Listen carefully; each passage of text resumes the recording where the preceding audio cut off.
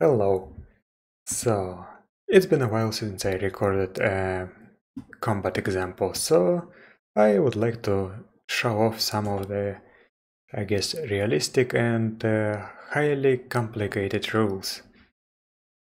Well, they're actually not that complicated, and I think that they have a place in a cinematic game as well. So, we'll have 3 combatants today. This is going to be not a free-for-all, but 1 against 2. The first one is a dwarf defender. This is a dwarf who is SM-1, who is quite strong and healthy, has a lot of hit points, but check his DR. He is wearing a full suit of heavy plate armor, and it has DR 9. His face and skull are even more protected, because his heavy plate full helm is padded. And if you notice this, since the dwarf is SM-1 and his strength is basically the same as for a normal human, even higher when you consider his racial lifting strength, he can wear more armor because armor is lighter for smaller people. See, he has a full plate suit, heavy, and he is still only in... well, that's actually light encumbrance. Only light. That's surprising. And that's actually the intended way I wanted things to be. That's exactly why I made dwarves smaller and gave them the same strength, to facilitate the stereotype of heavily armored dwarf. And he has a large heavy shield that is also reduced using the rules from shields up. I already adjusted the health and cover DR. This shield provides defense bonus 3, so as you can see with light encumbrance, he has dodge 11, parry 14, and block 14. That's huge. And he has an axe and a dagger as a backup weapon. He is moderately skilled. His axe mace skill is 14. He also has a hook technique. So who is he going to fight against? First, let's roll where he's going to appear. 1d6, 1. So our dwarf starts here. He's going to fight against a swashbuckler. The swashbuckler is a human with high dexterity, 13. He has no armor because who needs armor? He has dodge 12. He has an edged rapier and a heavy cloak. Remember my video about cloaks? I'll try to use them here. He has more skill than a dwarf defender. Skill 15 with a rapier and 14 with a cloak. He also has combat reflexes, some acrobatics, and he is also fast. Well, not that fast, just basic speed, 6. Let's place him. 2. Okay, the swashbuckler starts here. And who is the N? It's a ninja. The ninja also has dexterity 13, also has no armor, high dodge, is even faster than the swashbuckler. As you can see, he has basic speed and basic move 7. And he is wielding a kusari jitte. So a kusari in one hand and a jitte in the other hand. He has some techniques like entangle and return strike. So I will try to show off some kusari rolls here. And let's place our ninja. 4. Okay. The ninja starts here. And let's start the combat. So I don't remember how the combat works. That's, oh yes, you have to click this. Then roll initiative. Even though GURPS does not have initiative rolls, I should say. The ninja goes first. Let's say that he has his weapon ready. Since he has move 7, he can move quite far, but his Kusari has reach 2. Let's say that it was at reach 2. So he moves 1, 2, 3, 4 hexes and makes a move and attack with the Kusari. Just swings at the dwarf. That's going to be -4 for move and attack, maximum 9, and -1 for hitting a dwarf. And we roll against Kusari Jutte. By the way, GCS has only the Kusari stat line for the Kusari Jutte, so I had to add the so-called virtual Jutte to get this weapon profile. And let's roll. Swing. And he actually hits. But the dwarf will just not do anything, because take a look at this. 5 points of damage, and he has DR 9. So the ninja now understands that he just cannot penetrate this DR. What is he going to do? Then it's the swashbuckler's turn. He has move 6 and an edge draper. Let's say that his cloak is ready, it's wrapped around his hand, not head. Who wears cloaks like that? 1, 2, 3, 4, 5, 6. That's done. And the dwarf, what does he do? The dwarf wants a more defensible position. That will be reasonable. And his move should be 3 now. So 1, 2, 3. He moves here and changes facing. He is on an uneven space right now, but being a dwarf, he has a racial sure-footed uneven perk that removes -2 to attack and -1 to defense rolls. Round 2. The ninja. What does he do? He has to catch up. But he'll just do that. He'll just move a little bit. The swashbuckler. The swashbuckler will surround, at least try to surround the dwarf. He'll go 1, 2, 3, 4, 5. And next turn he's going to jump over and go around. The dwarven defender, what does he do? He takes a step back, or not. He takes a step forward and just swings his axe at the ninja.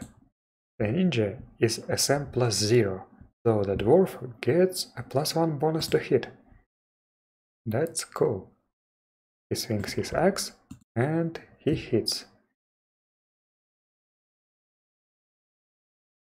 The ninja, he does not have the Kusari ready, so he cannot parry with it, but he has the Jutte ready. And he is ambidextrous, so he can parry with it just fine. Let's parry. And he fails to parry? Okay. That's a surprising turn of events. I wanted to show off how Juttes work with disarming parries. And 11. Okay. The ninja is on 0 HP. First he rolls HT for knockdown on a major wound, and he is stunned. And also, oh no, he does not get knocked unconscious. Let's set the stun status. That's messed up. So now it's the ninja's turn again. He's going to roll HT to recover from stun. And he fails again. What is going on? He's still stunned. Okay, the swashbuckler. What does he do? He tries to help his ninja friend. 1, 2, 3. He has an edged rapier. That's fair. So he is just going to... What's he going to do? He has... that's 15. But he's attacking from the back. He started in... That's still side. That's still a side hex, so this is not going to be an attack with no chance to defend. It's still going to be a side attack. But this is not... or is this? This is a shield side. Yeah, this is going to count as a run-around attack. So the defense bonus is still going to apply. But he is going to at least try. He's going to make a telegraphic attack against chinks in armor. Chinks in armor are targeted at -8 for torso and -10 for everything else. If the plate armor is using riveted, or I mean sliding rivets, not riveted slides, that's the other way around. If it doesn't, then the penalties are -6 for torso and -8 for everything else, which sort of makes ice easier to target by raw. But that doesn't make any sense, right? So he's just going to stab at the chinks in the torso. And let's say that this dwarf craft heavy plate armor, it is using sliding rivets. So he has -1 for the size and -8 for the hit location. He thrusts, he misses. That was expected. The dwarf, what does he do? The dwarf turns around because he feels threatened. And he just swings with his axe? Why not?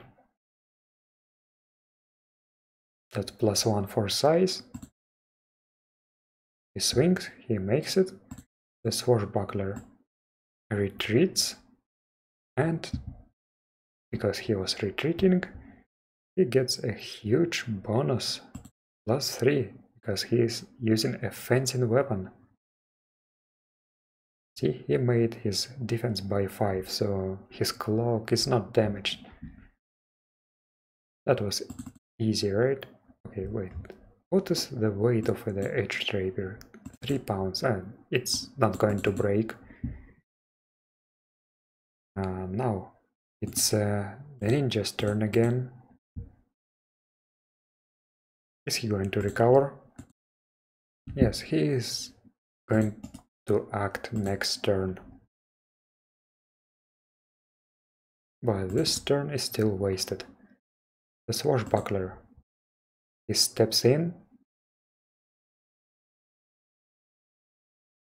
Okay, he steps in and he feints with a cloak. Because he can do it. On the other hand, why feint with a cloak when he can feint with a rapier from further away and get a better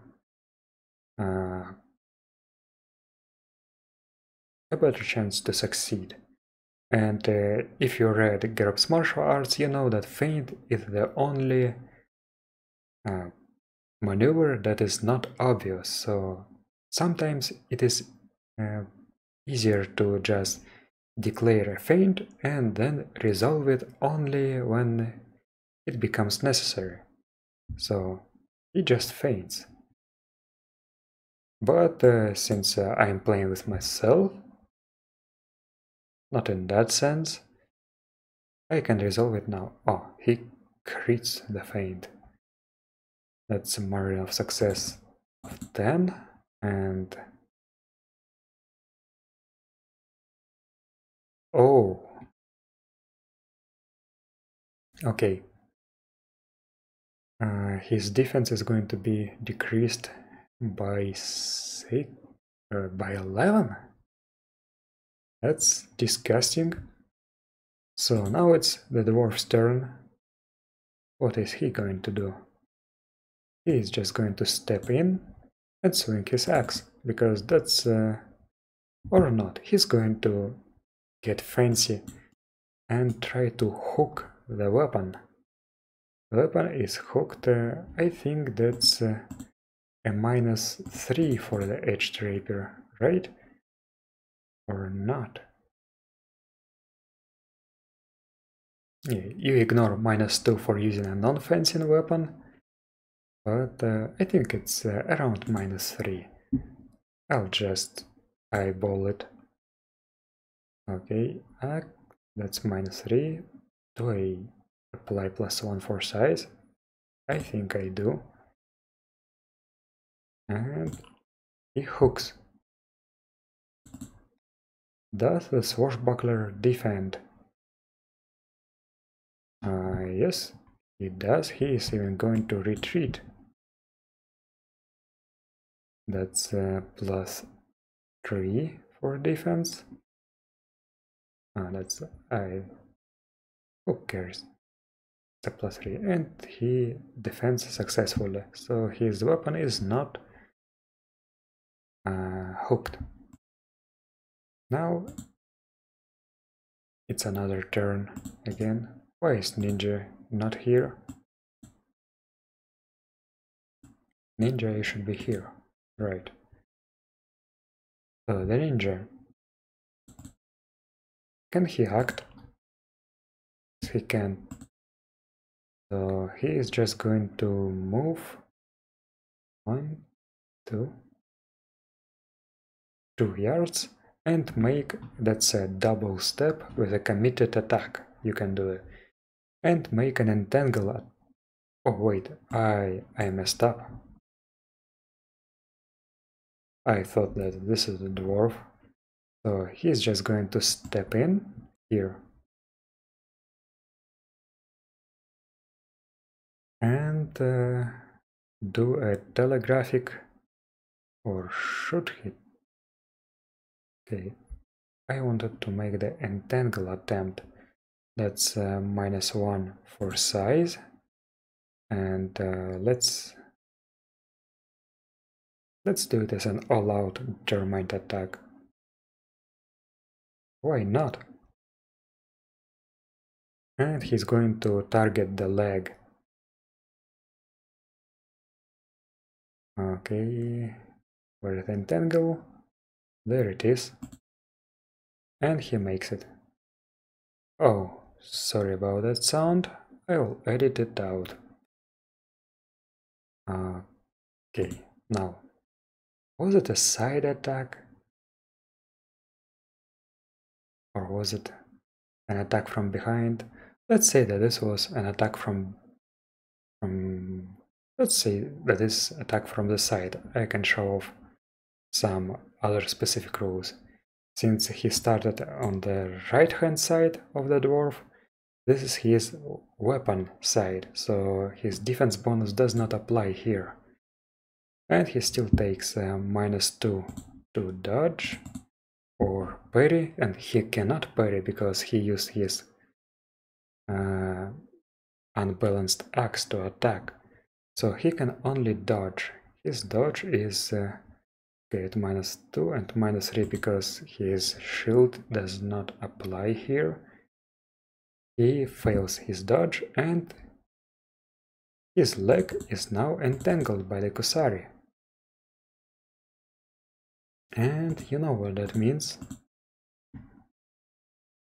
He's going to have to break free. Okay, he must make a dexterity roll to remain standing. Will he stand? No, he falls.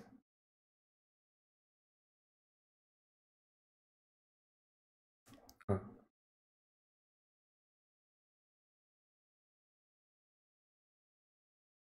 Yes, that's everything is correct, sorry. And he falls. Lying down. Bam. Okay, the ninja did a good...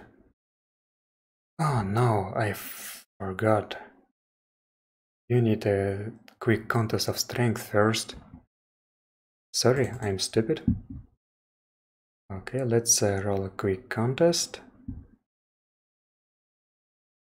Ninja misses by 2. And dwarf, no, he does not fall, but he's still grappled.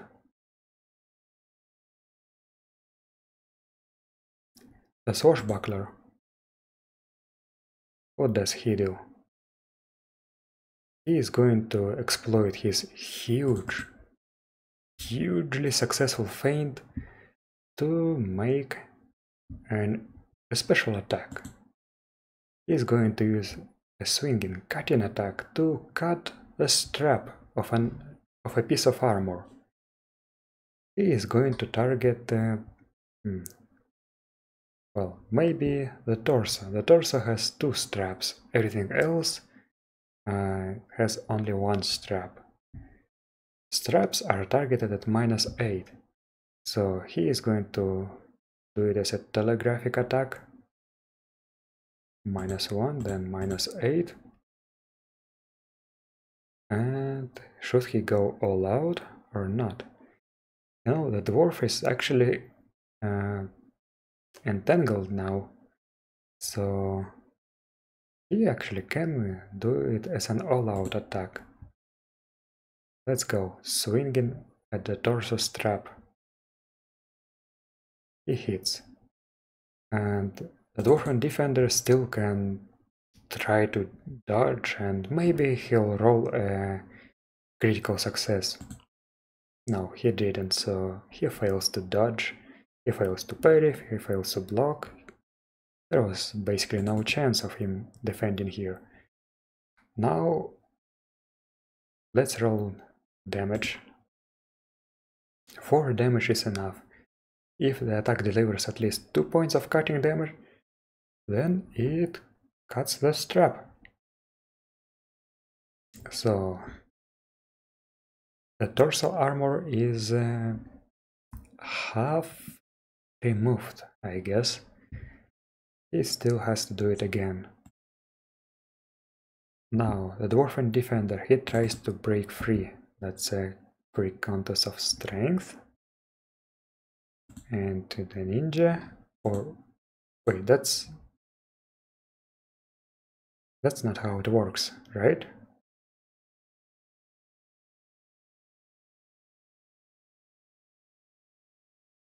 Ah, yes.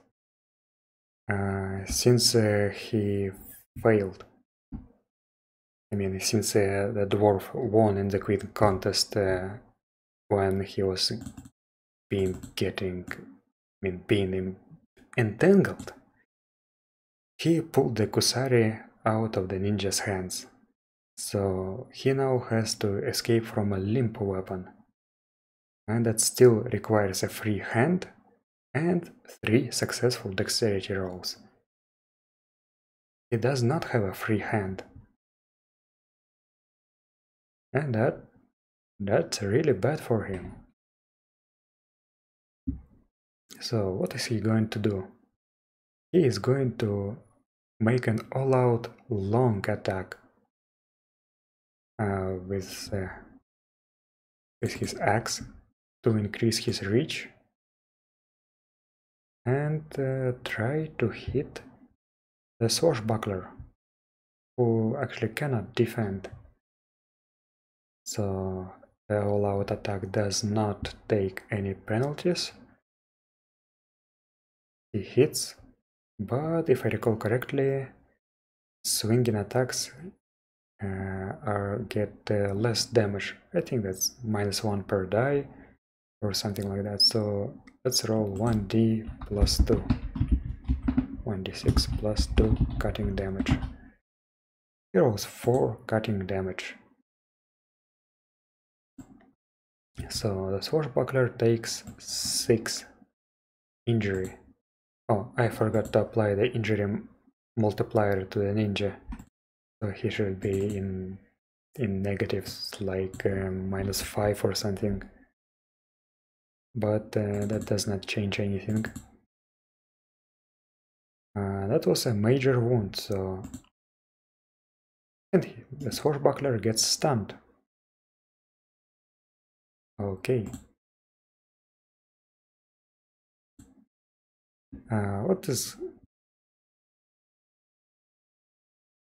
What could possibly have gone wrong? The ninja, can you act this turn? No, the ninja passes out. Goodbye, ninja. Oh, there's so many icons here. Let's X disabled. The ninja is effectively dead. The swashbuckler, can he defend? I mean, can he act? Yes, he recovers from stun and should be able to act next turn. The dwarf, what is he going to do? He still has a shield. It's an effective weapon, so he drops his axe and makes a dexterity roll. Okay, he did not unentangle himself. The swashbuckler. Well, he sees that the dwarf is basically unarmed, even though the shield is still a very effective weapon. He decides to feint again. Or should he? Let's do some other tricks. Let's entangle. Oh, he does not have the entangle. I wanted to show off some armed grappling, but I think grappling here would be not very effective. So let's just do a feint. Oh, he just makes it, and the dwarven defender has to... Oh, I think he can defend with a shield, right? Right. Oh, that's... He still fails, and his defense will be reduced by only -1. But he's still entangled, and entangled combatants cannot change facing, as far as I know. So the swashbuckler, he does a runaround attack. 1, 2, 3, 4.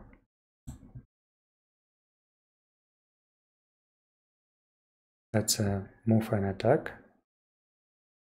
-1. And okay, where is he aiming even?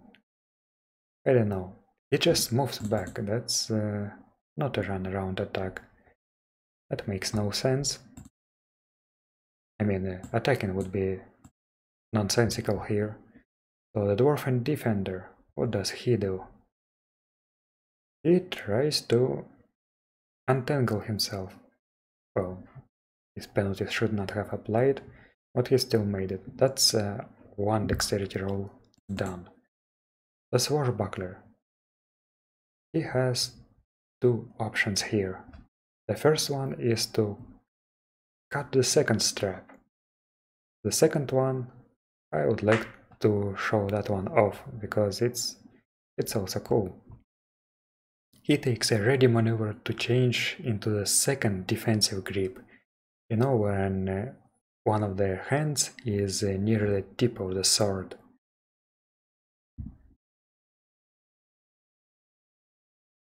Now, and he also steps into close combat because I believe that it is necessary here.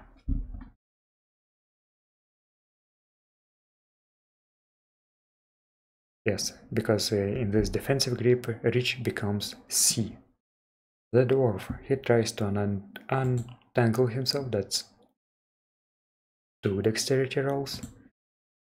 The swashbuckler uses his better tip control, and the fact that he is attacking from the back, he slides his rapier point between the vitals chinks. That's -1 for size, -3 for location, -8 for chinks in armor, +2 for using this defensive grip. It's going to be a telegraphic, a determined attack. And he steps in.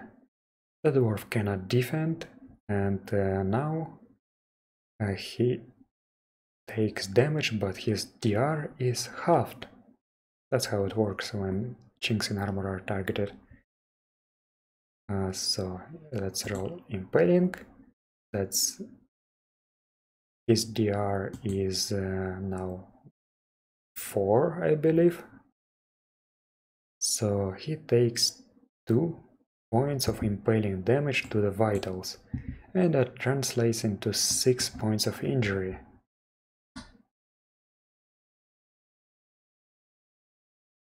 That hurts, but it's still not even a major wound, but since this is a vitals hit, it forces a knockdown roll, and he makes it.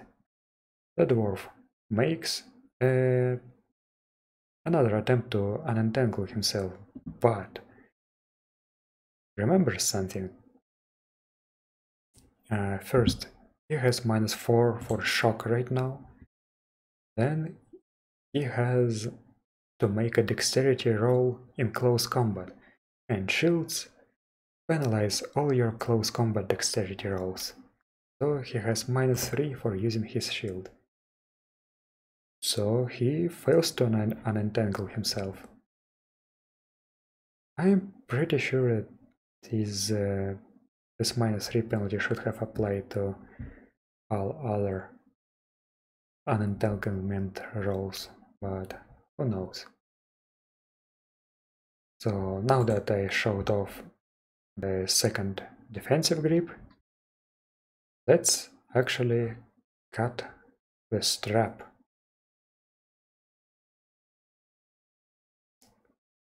Okay, let's see. He takes a step back and changes his... Wait, I am bad at talking today. Let's do it the other way. He still uses... No, he steps back, he takes a ready maneuver and returns to the normal grip. The dwarf tries to unentangle himself and fails. The swashbuckler still attacks from the back, so there's no chance to defend. That's -1 for size, -8 for targeting the strap. Allowed telegraphic. He swings, he cuts and fails to cut it. Yes, that's unfortunate. He needs 2 damage. The dwarf actually finally untangles himself. And now he can change the facing. and that's all he can do right now. The swashbuckler. He feints. Why not? Only by one. And oh, that's okay. The skill level is still the same, so his feint was countered. The dwarf then, he takes a ready maneuver to get out his knife.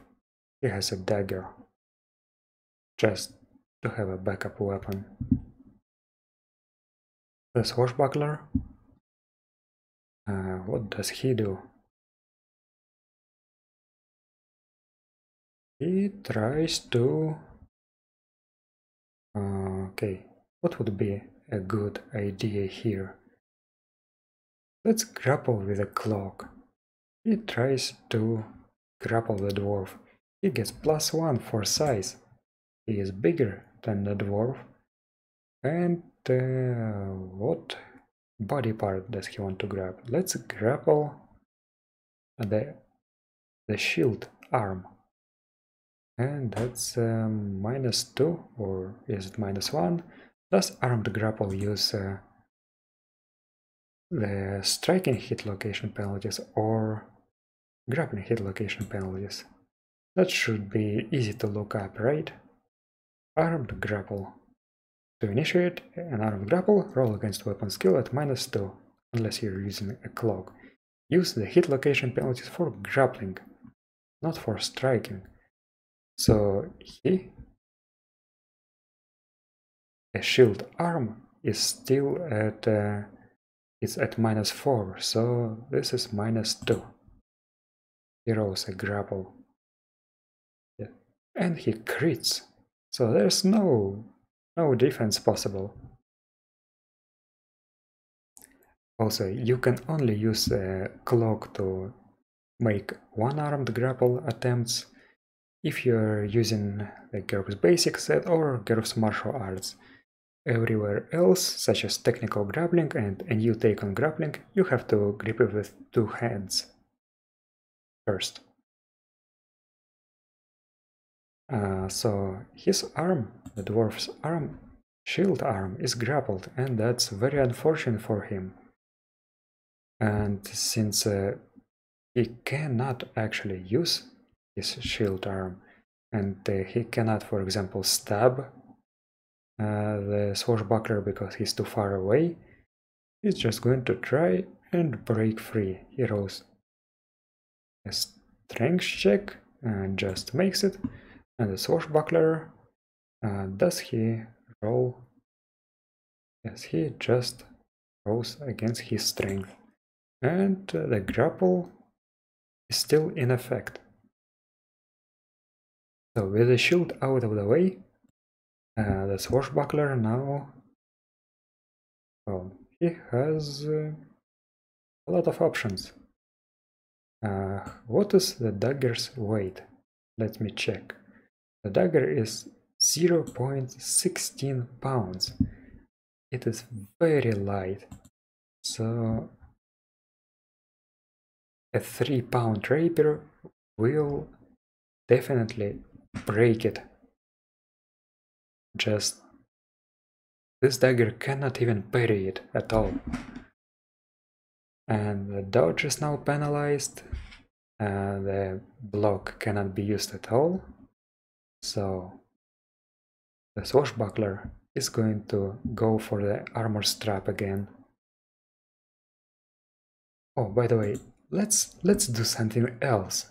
There are some extra realistic harsh realism rules for armor gaps in GURPS low tech.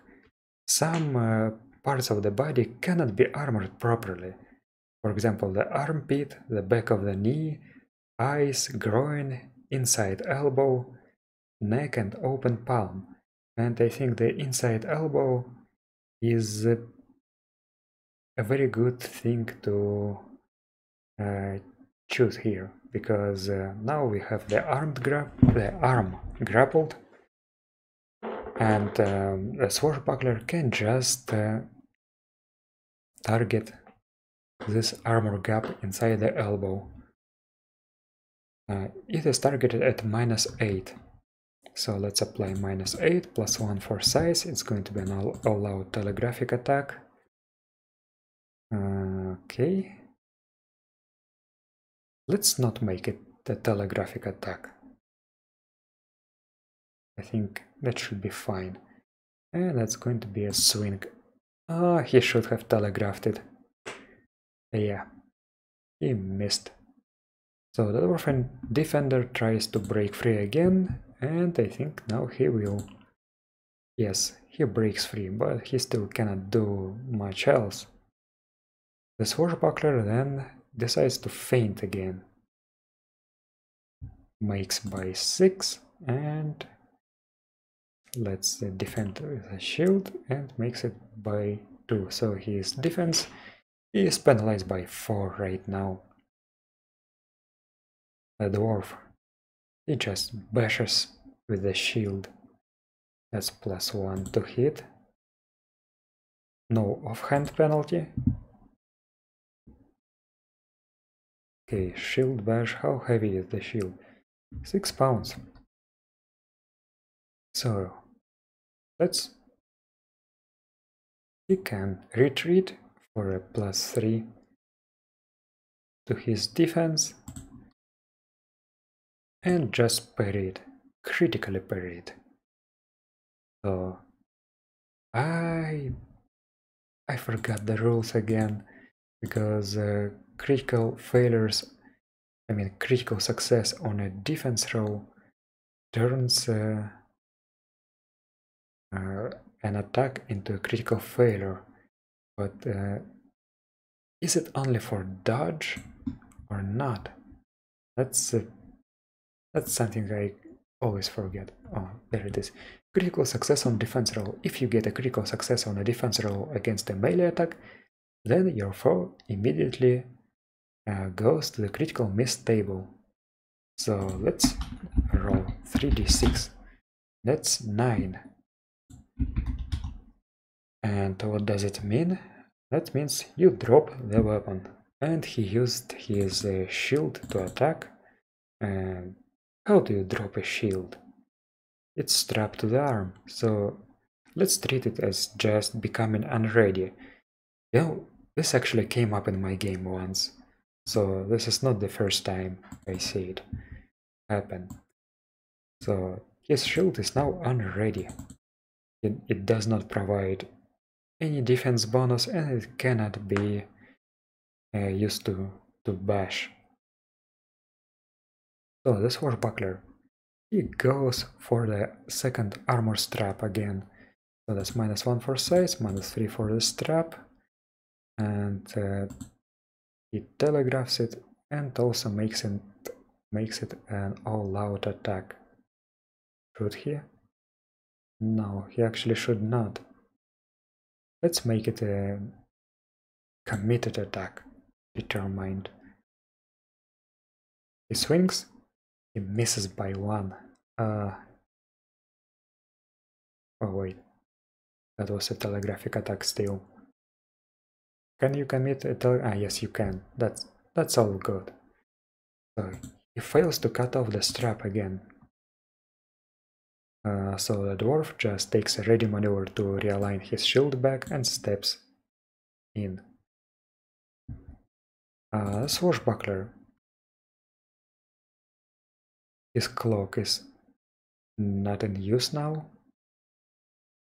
Oh, that should not have been a critical success, because his cloak was not ready.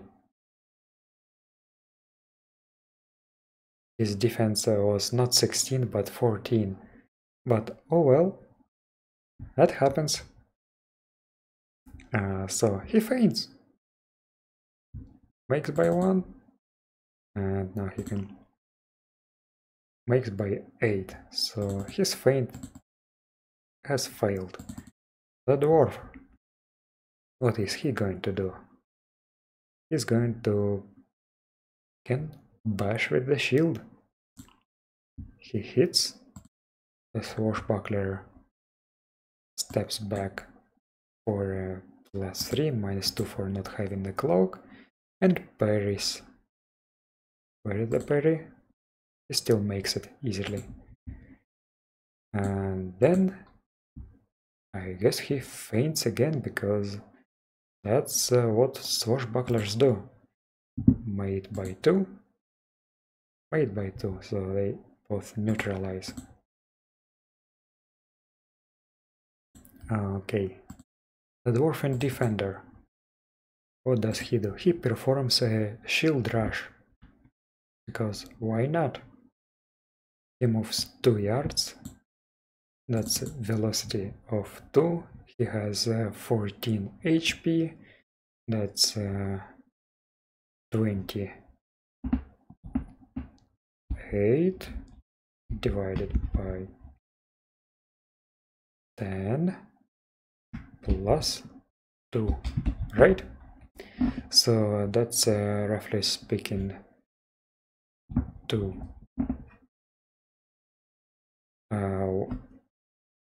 28, that's going to be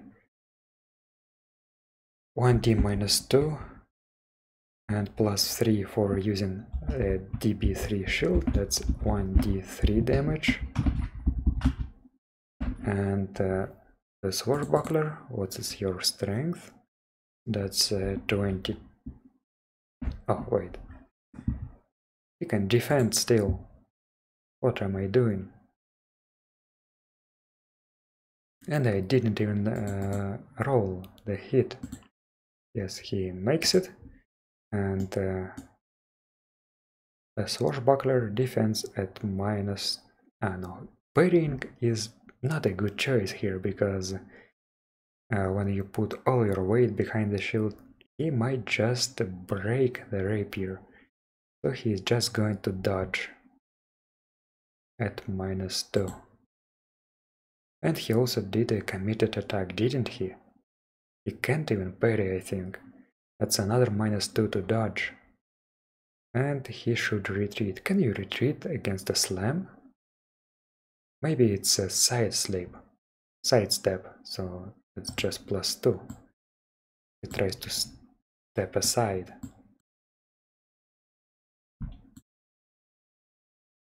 And let's roll it.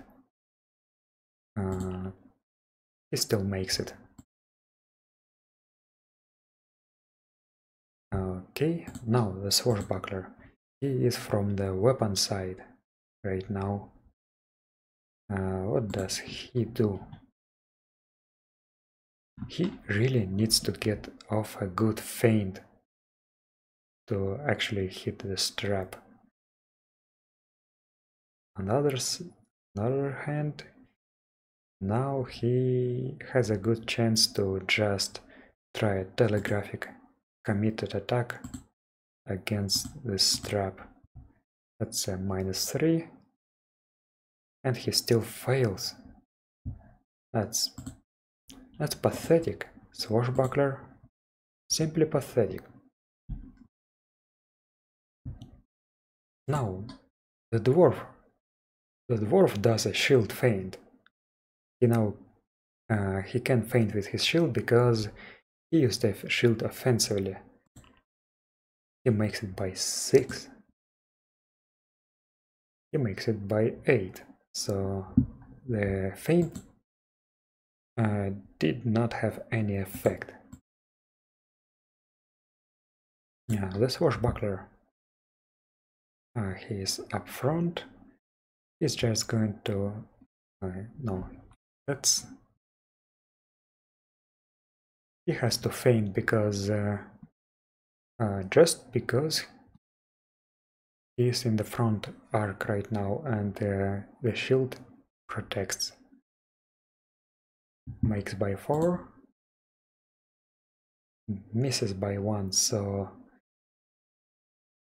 Okay, so the feint will reduce the defense by 5. That's a lot. Okay, a dwarf does a shield bash. Hits, but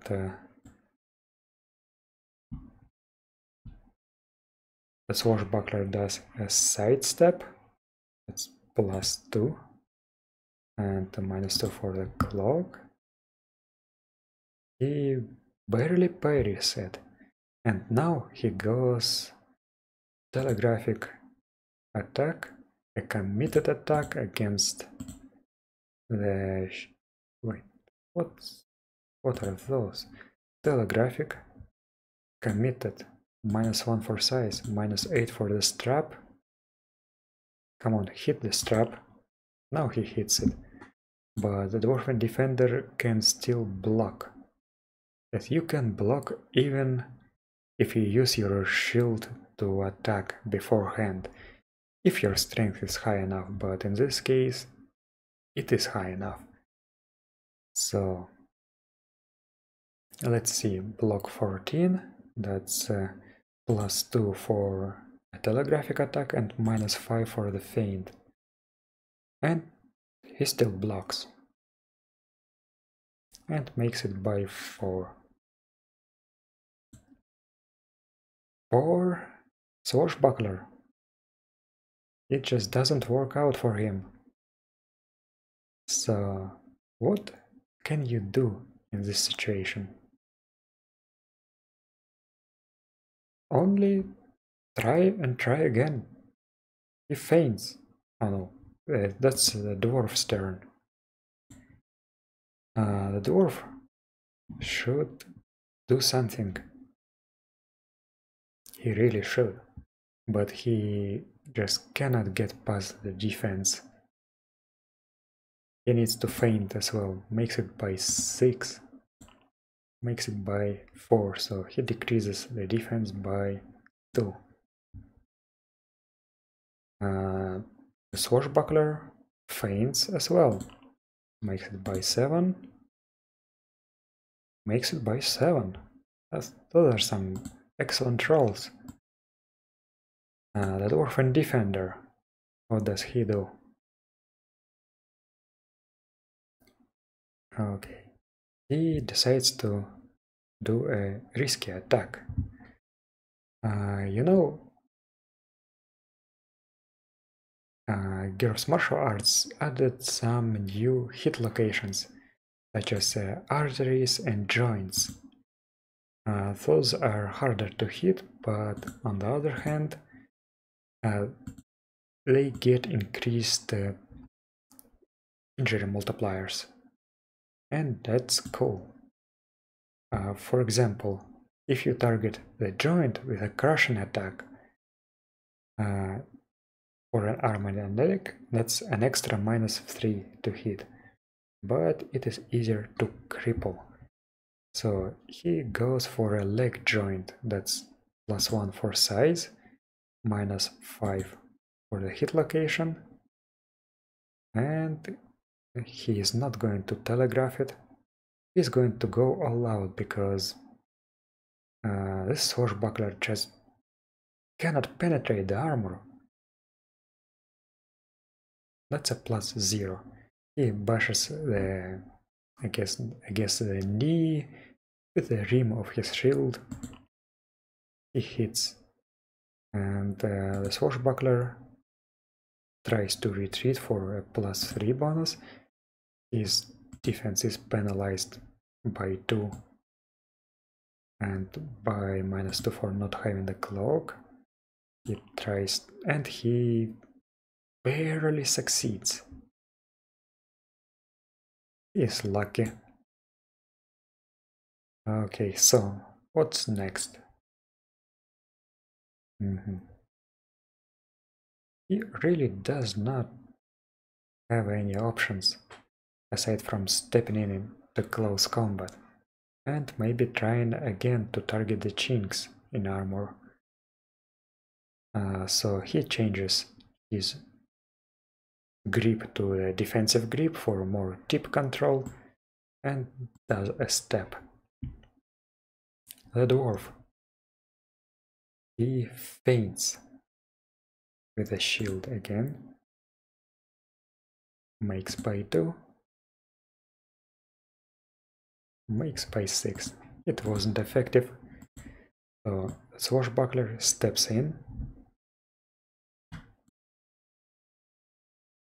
and does a telegraphic attack for the first hit, targeting the chinks in the torso for a -3. Right? Right. And he hits. Since this attack was made as part of stepping into close combat, the dwarf still can block it. So he just blocks it at +2. And he makes it. That's not a problem for him. The dwarf? Dwarf, I cannot select you. You know what? He's not going to step out. He's going to try and stab. He has a dagger after all. He just stabs. Yes. Just in the torso. And fails. Oh, his attack should have been penalized as well. Yes, that's correct. Shield wall training removes attack penalties, but does not remove dexterity penalties, such as, remember the penalty I applied to rolls to unentangle. Okay, the swashbuckler. Okay, he can even feint in close combat like that. Correct? Correct. So he does a feint. Makes it by 8. Okay, and now the dwarf has to defend with his dagger, because his shield doesn't work in this reach. Makes it by 1, so his defense is penalized by 6. And then he steps back out and bashes. The swashbuckler gets a +1 bonus for parrying in defensive grip, -2 for what? For not having a cloak. He's not going to retreat because he needs to step in. He still makes a parry. Now on his turn he steps into close combat again, and now he is sure that he can finish this fight. He does an all-out telegraphed attack against the vitals and chinks in the vitals.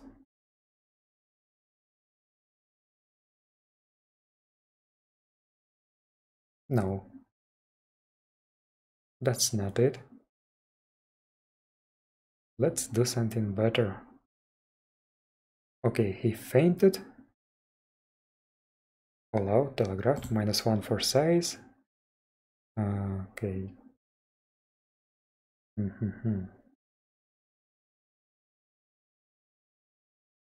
That should just be torso chinks. -3. Okay, hit it. He missed. That sucks for him, I guess. So, Dwarfen Defender is now free to do anything with him. So he is going to, again, try to break his knee. That's a shield bash at +1 for size, at -5 for targeting the leg joint. It's going to be a telegraphic attack. But he's not going to go all out. Or will he? He's going to do an all-out strong attack. Why did I apply this modifier? All-out strong. Now, shield bash. He fortunately just makes it. And rolls 1d +2. That's only 3 damage. That was bad. Okay, 3 damage, and how much is needed? to cripple is HP divided by 3. So the swashbuckler takes... No, that's not enough to cripple, but he is reeling now. And that sucks for him. The swashbuckler faints again, but at -3 for shock. He misses. Maybe... Oh wait, he should... I forgot a step back here. The dwarf and defender, what does he do? The swashbuckler cannot really dodge now properly because he is reeling, but he still can parry. And that sucked. So...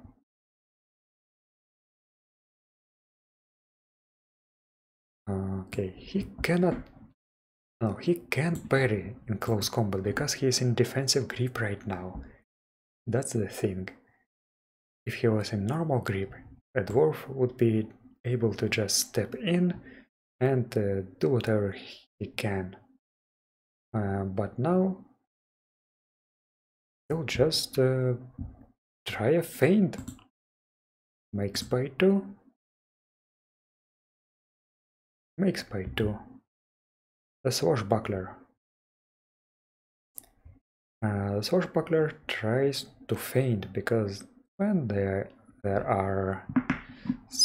Wait, let's try something else. Or not. Oh, let's try to step in and feint. Makes by 2. Makes by 5. That's an ineffective feint. Okay, the dwarf. He cannot retreat anymore if you see this. He will just go for a stab.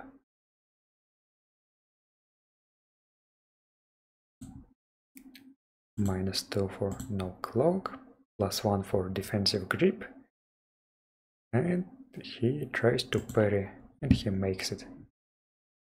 Now he just waves his blade around and tries to feint, makes it by 6. So the dwarf is at -6 to defend now. What does he do? He just drops his dagger and goes for a grapple. At what? He tries to grapple the weapon hand. Okay, that's wrestling. -2 for hit location. -1 for size. Or is it? I think this is not applied like that.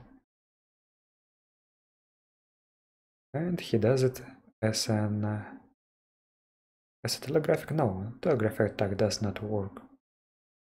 And he fails to grab it.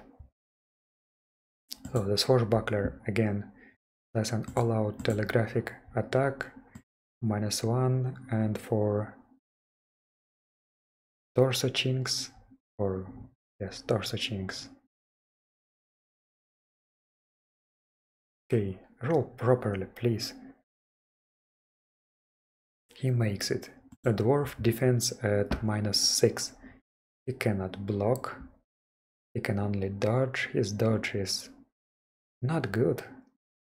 -3 and -6. And that's a critical failure on the dodge. Do you know what it means? I believe that he loses balance or just falls down. Let's check. That should not take a while. If you critically fail a dodge, you lose your footing and fall prone. Yep. He falls prone, but not before getting stabbed. 6 points of damage, that's -4 for halved DR. That translates into how much?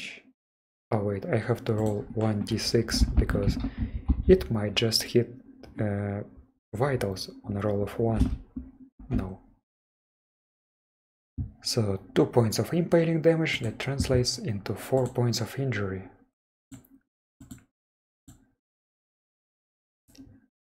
The dwarf is reeling now as well, and he is prone. And being prone sucks. Okay, what does he do? The dwarf, on his turn, gets up to kneeling. The swashbuckler does another. What does he do? Now he wants to cut the strap. Finally. That's for -1 to hit. -8 for the torso strap. It's an all-out telegraphic attack. And he cannot do that. You know why? Because he is in a defensive grip that only permits impaling attacks. But he can still use a tip slash maneuver. It does not impose any penalties, but it allows him to deal cutting attacks with impaling attacks, but at -2 to damage. So let's do a tip thrust. Okay, he hits. Does the dwarf defend? Okay, his shield bonus does not apply. I think he is at -2 for posture. Or is it -2? Or see, posture.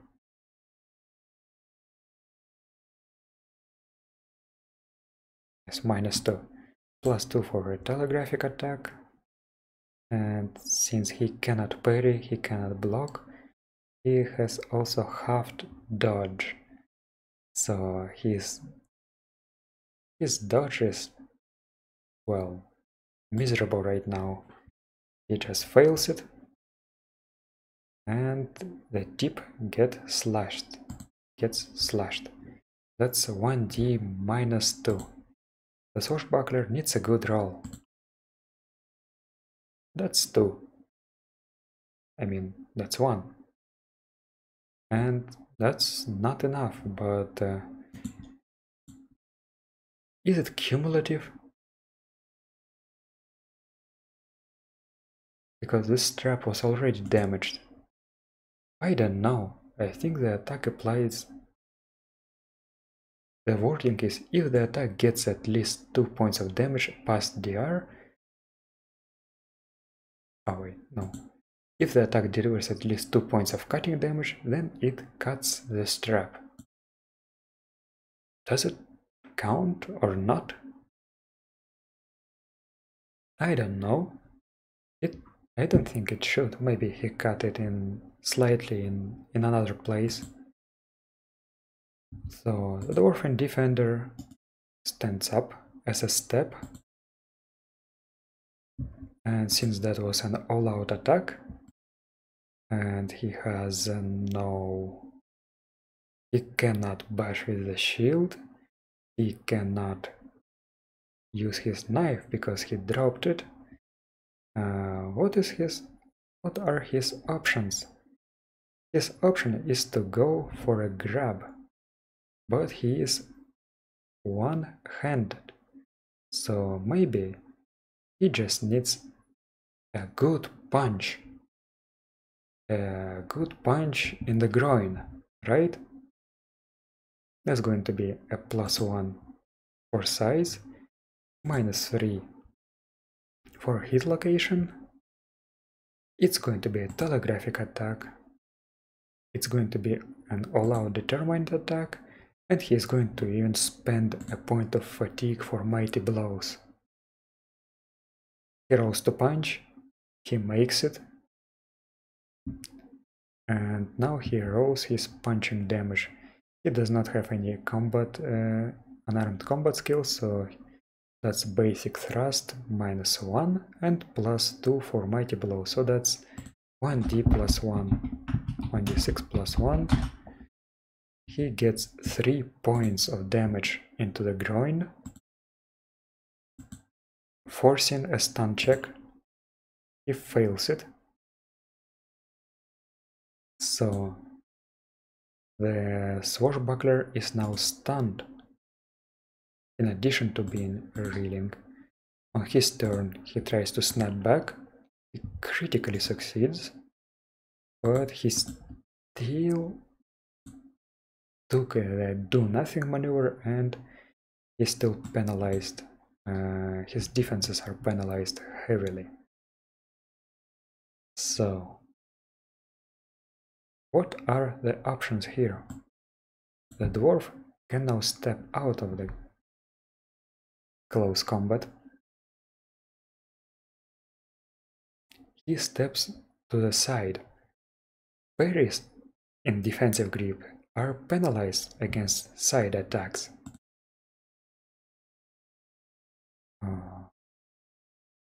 So he delivers a shield bash. Where to? Just to the groin, why not? The dwarves fight dirty.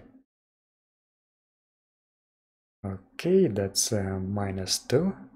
He's going to telegraph it or not. He's going to make it an all-out attack. And he's going to spend an FP for mighty blows. The swashbuckler, what will he do? He will try to parry, but he cannot retreat. And that sucks for him. He is at -2 for no cloak. Wait, I forgot to roll. That was a +2 total modifier. Does he hit? Yes, he does. The swashbuckler is at -2 for cloak. He is at -1 for parrying a side attack. He cannot retreat. So he rolls, but wait, that was, yes. He still makes it. That's very lucky for him. He makes a health roll and passes out. So I guess I showed off some of the rules here on how to deal with heavily armored targets. You got to see chinks in armor, you get to see cutting off straps, even though it didn't really work that well. You get to see a special defensive grip for swords, some shield action, entanglement, shields in close combat, cloaks, some fainting, and well, what else? I also mentioned some other armor gaps that can be targeted, and these armor gaps, remember, the back of the knee, the inside of the elbow, they get no DR at all. It's not halved. Also, I did not use any layered armor, because underneath the plate armor there's usually something flexible that does not get halved for attacking chinks in armor. Other options would be to knock the dwarf down and grapple him, and then again slide the point of your sword or a dagger between the chinks and finish him off like that. You can do such things as slams, drop kicks, and just normal grapples, or grapples with a kusari or cloak. Anything works here. When you're fighting heavily armored opponents, you need some teamwork. In one-on-one fights, it doesn't work that well, unless you're very skilled. As you could see, feints are a thing, and targeting traps and everything else still works. Also, rigid DR works as flexible DR against collisions and falls. So if you are using judo throws or slams or drop kicks, then you can still damage the fighter in the plate armor. And you can still stun him and all that. So heavy armor is great, but it still has its vulnerabilities. The main vulnerability is, did you see the cost? 7,000, and that's for SM-1 for a human-sized combatant. This is bigger. This cost is much higher.